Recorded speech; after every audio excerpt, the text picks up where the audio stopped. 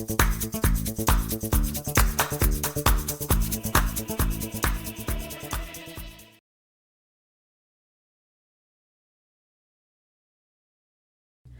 guys, it's Mrs. Simpson with SMS PLS, and I'm going to be taking you through a simple, fun, not very time consuming, stress relieving craft today.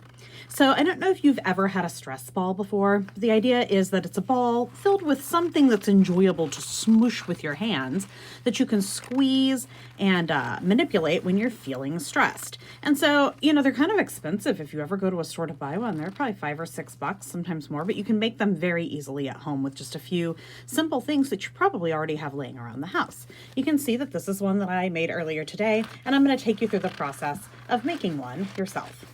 All right, let's get our supplies. So you probably have a craft kit, looks something like this. It has some rice in it, and it has probably a funnel inside. Your funnel may look a little different than this one. And it also has a balloon. So in addition to those things, I'm just going to adjust the camera a hair so you can see a little bit better. I would either have a measuring cup handy or a spoon handy out of my kitchen, and we'll get to talking about why. All right, so when you open up your kit, you're gonna wanna carefully remove the balloon. Don't put the rice anywhere else just yet. If you dump this out on the table, you're going to be sad. So you're gonna take your balloon and set it aside. Now, the idea is you can use rice, but you can also use other things. If you ever wanna try making a stress ball that has a different texture, you can use cornstarch, which is something we did in class another time, flour, small pebbles. I've seen ones where people take those little tapioca pearls, boba pearls, and water and make them. Those don't last forever, but they feel really cool. All right, so let's talk about some ways we can get this rice into this balloon. First, I'm gonna have to take my funnel and insert it into the neck of the balloon. And I like to make sure it's on there pretty tight. Now, if I'm a person who either has a smaller funnel or is worried that it's gonna come off, I can take a piece of masking tape and gently put a little bit just around the edge to secure it. So take a moment to do that if you need to. I'm gonna do it without that, and hopefully I don't make a mess. Now, these baggies are awkward to pour out of. I've seen people successfully try to pour rice out of the baggie, but look how slow it's going. I'm having trouble controlling it. This is where some of that other stuff comes in. So I think it's actually really a good idea to take a measuring cup, and you can pour the rice into the cup, pick up your funnel, make sure you're kind of holding onto the base, pour the rice into the funnel, and then it'll go into the balloon. Now, if you look in there, you can see the rice isn't just magically going down into the balloon. I have to shake this or use my finger just a little to help the rice along. So I'm just going to use my finger. I'm sort of helping the rice go down into the balloon. You can see it's going. And right now, it's not quite full enough. You can see this one.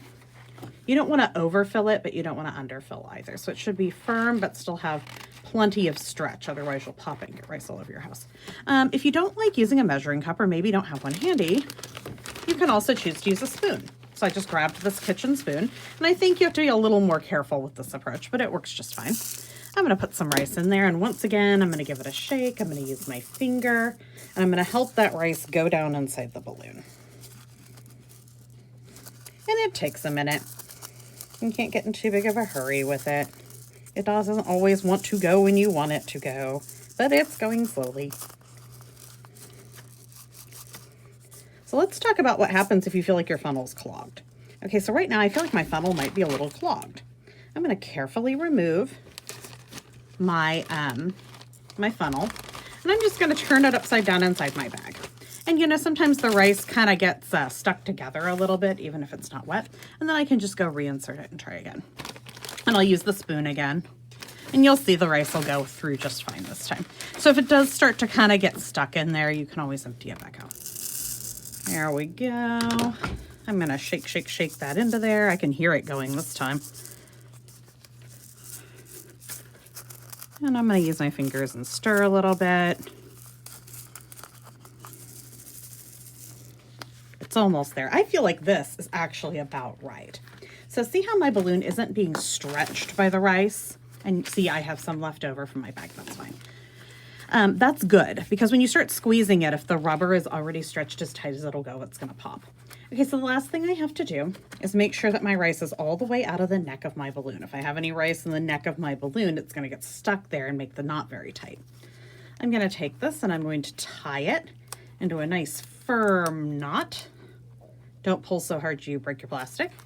And now I've got a cute, not very difficult to use and not very difficult to make stress ball that I can squish when I'm feeling stressed out.